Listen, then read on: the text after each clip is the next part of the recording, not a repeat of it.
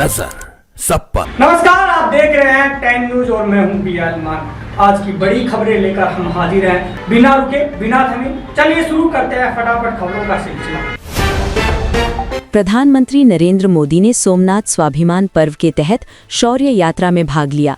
उन्होंने दोनों हाथों से डमरू बजाया और 108 घोड़ों के साथ पूजा अर्चना की। पीएम ने सरदार वल्लभ भाई पटेल और मंदिर की रक्षा में शहीद वीरों को श्रद्धांजलि दी। ये आयोजन सोमनाथ की 1000 साल पुरानी आस्था और दृढ़ता का प्रतीक बना। प्रधानमंत्री नरेंद्र मोदी ने सोमनाथ मंदिर में कहा कि इसे तोड़ने वाले इतिहास के पन्नों में सिमट गए हैं, लेकिन भारत की आस्था आज भी जीवित है।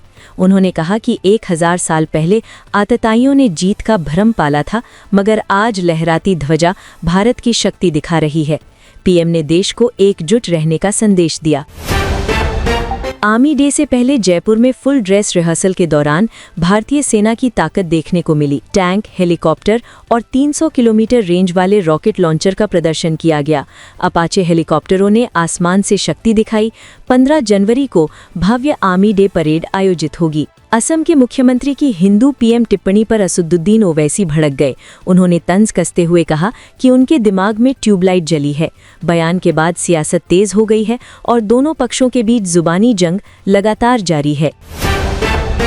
सोशल मीडिया प्लेटफॉर्म एक्स ने स्वीकार किया कि ग्रॉक एआई के जरिए अश्लील कंटेंट जनरेट हुआ था। इसके बाद 3500 से ज़्यादा पोस्ट ब्लॉक किए गए और 600 से अधिक अकाउंट डिलीट किए गए। कंपनी ने कहा कि अब एआई से अश्लील इमेज नहीं बनेंगी और भारत के कानूनों का सख्ती से पालन किया जाएगा। वेनेजुएला में अमेरिकी कार्रवाई के बाद कनाडा में चिंता का माहौल है। विशेषज्ञों का कहना है कि डोनाल्ड ट्रंप की धमकियों को हल्के में नहीं लेना चाहिए। कनाडाई मीडिया ने आशंका जताई है कि अमेरिका सैन्य दबाव का इस्तेमाल कर सकता है। रिपोर्ट्स के मुताबिक अमेरिकी राष्ट्रपति डोनाल्ड ट्रंप ने ग्रीनलैंड पर कब्जे के लिए प्लान बनाने के निर्देश दिए हैं। अमेरिकी जनरलों ने इस योजना को गैर कानूनी बताया है। एक राजनयिक सूत्र ने कहा कि ट्रंप की जिद 5 साल के बच्चे जैसी है। अमेरिकी अधिकारियों ने राष्ट्रपति ट्रंप को ईरान पर संभावित सैन्य हमलों के विकल्पों की ब्रीफिंग दी है। रिपोर्ट के मुताबिक सरकार विरोधी प्रदर्शनों में अब तक 217 लोगों की मौत हो चुकी है। ट्रंप ने कहा है कि अमेरिका ईरान की आज़ादी के लिए तैयार है। भारत में जर्मनी के राजदूत फिलिप एकरमैन ने कहा कि भारत जर्मनी संबंध ऐतिहासिक ऊंचाई पर पहुंच चुके हैं। उन्होंने रक्षा सहयोग को भविष्य की धुरी बताया। जर्मन चांसलर के भारत दौरे से रणनीतिक साझेदारी और मजबूत होने की उम्मीद जताई गई है। नोबेल शांति पुरस्कार न मिलने से खिन्न अमेरिकी राष्ट्रपति डोनाल्ड ट्रंप का दर्द एक बार फिर छलका है। उन्होंने कहा कि बराक ओबामा ने ऐसा कुछ नहीं किया जिसके लिए उन्हें नोबेल मिला। ट्रंप ने भारत पाक तनाव कम कराने का दावा करते हुए खुद को सबसे बड़ा हकदार बताया।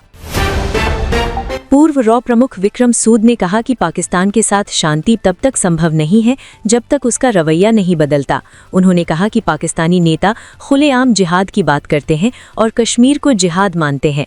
ऐसे में बातचीत से ज्यादा उम्मीद नहीं की जा सकती। केंद्रीय मंत्री ज्योतिरादित्य सिंधिया ने ऐलान किया कि अब स्पीड पोस्ट 24 और 48 घंटे में डिलीवर होगी। पहले इस सेवा में 3 से 5 दिन लगते थे। उन्होंने कहा कि ये पहल डाक विभाग को तेज, आधुनिक और भरोसेमंद बनाने की दिशा में बड़ा कदम है। उदयपुर के 5 स्टार लीला पैलेस होटल पर कपल की निजता भंग करने के मामले में 10 लाख रुपए का जुर्माना लगाया गया है। उपभोक्ता कोर्ट ने होटल को किराया लौटाने का आदेश दिया है। ये वही होटल है जहां पहले ट्रंप जूनियर भी ठहर चुके हैं। मध्य प्रदेश के आगरमालवा में नर्सरी की आड़ में चल रही एमडी ड्रग्स फैक्ट्री का भंडाफोड़ हुआ है।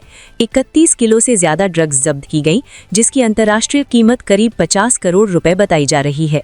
मौके से केमिकल, मशीनें और गुप्त लैब भी मिली हैं। 14 राज्यों में वांटेड भोपाल का कुख्यात अपराधी रहमान डकैत आखिरकार सूरत से गिरफ्तार कर लिया गया है। आरोपी 20 साल से पुलिस को चकमा दे रहा था। वो नकली सीबीआई अधिकारी बनकर लूट और धोखाधड़ी करता था। महाराष्ट्र में उस पर MCOCA भी दर्ज है। दिल्ली के शालीमार बाग में पति की हत्या की मुख्य गवाह रचना यादव की गोली मार दी गई। 2023 में उनके पति की भी गोली मार दी गई थी। हमलावरों ने घर के पास बेहद नजदीक से फायरिंग की, जिससे राजधानी की कानून व्यवस्था पर सवाल खड़े हो गए। उत्तर भारत में शीतलहर का प्रकोप जारी है। राजस्थान के फतेहपुर में तापमान -3.4 डिग्री पहुंच गया, जबकि उत्तराखंड में पारा -22 डिग्री दर्ज किया गया। दिल्ली में इस सीजन की सबसे ठंडी सुबह रही और कई राज्यों में नदियां झीलें जम गईं। विमेंस प्रीमियर लीग में आज दिल्ली कैपिटल्स और गुजरात जायंट्स आमने सामने होंगी। गुजरात ने पहला मैच जीतकर आत्मविश्वास हासिल किया है, जबकि दिल्ली को वापसी की तलाश है। मुकाबला नवी मुंबई में शाम 7:30 बजे खेला जाएगा। उड़ीसा में प्रभास की फिल्म राजा साहब की स्क्रीनिंग के दौरान आरती की थाली गिरने से आग लग गई। फैंस ने गमछों की मदद से आग बुझाई, जिससे बड़ा हादसा टल गया। घटना का वीडियो सोशल मीडिया पर तेजी से वायरल हो रहा है। रानी मुखर्जी स्टारर फिल्म मर्दानी 3 की रिलीज डेट घोषित कर दी गई है। ये फिल्म 30 जनवरी को सिनेमाघरों में रिलीज होगी। यश राज फिल्म्स ने पोस्टर जारी करते हुए बताया कि शिवानी शिवाजी रॉय एक बार फिर निडर पुलिस अफसर के रूप में वापसी कर रही हैं। तो ये थी आज की सभी बड़ी और जरूरी खबरें तेज रफ्तार में। अगर आप देश दुनिया की हर हलचल से अपडेट रहना चाहते हैं तो जुड़िए 10 न्यूज के साथ। मैं हूं बियाल मान, मिलेंगे फिर एक और बुलेटिन में। तब तक के लिए मुझे दीजिए इजाजत। जय हिंद। नजर सब पर।